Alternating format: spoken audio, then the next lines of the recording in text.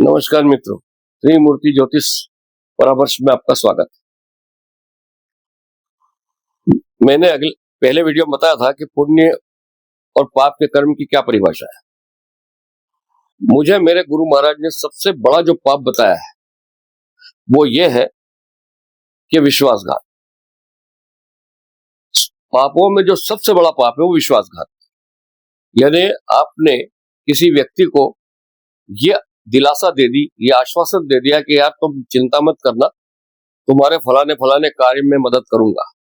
अब वो व्यक्ति बेफिक्र हो गया और वो जो उस कार्य को पूर्ण करने के लिए प्रयास कर रहा था वो प्रयास उसने रोक दिया और वो दूसरा कार्य करने लगा। लेकिन जब वो कार्य जिसके लिए वो प्रयास कर रहा था और जिसके लिए हमने उसे दिलासा दी थी कि आप चिंता मत करो, हम आपका कार्य कर देंगे, अब ऐसे टाइम पे यदि हमने उसका कार्य नहीं किया, हमने मुंह छुपा लिया और हम उसके पास गए ही नहीं और ना उसको अपना कोई स्पष्टीकरण दिया और वो हमारे भरोसे बैठ गया और एंड टाइम पे जब उसका वो कार्य में कोई रुकावट आने लगी तो उसके दिल से जो बददुआ निकलती है वो बहुत खतरनाक है।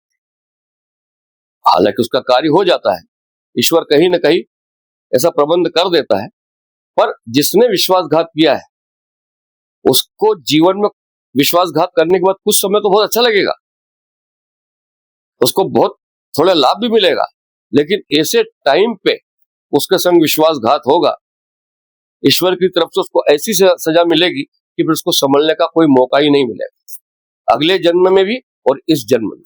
इसलिए आप हमेशा ध्यान रखिए कि आप व्यक्तियों की मदद कर दीजिए लेकिन विश्वास मत दिलाइए।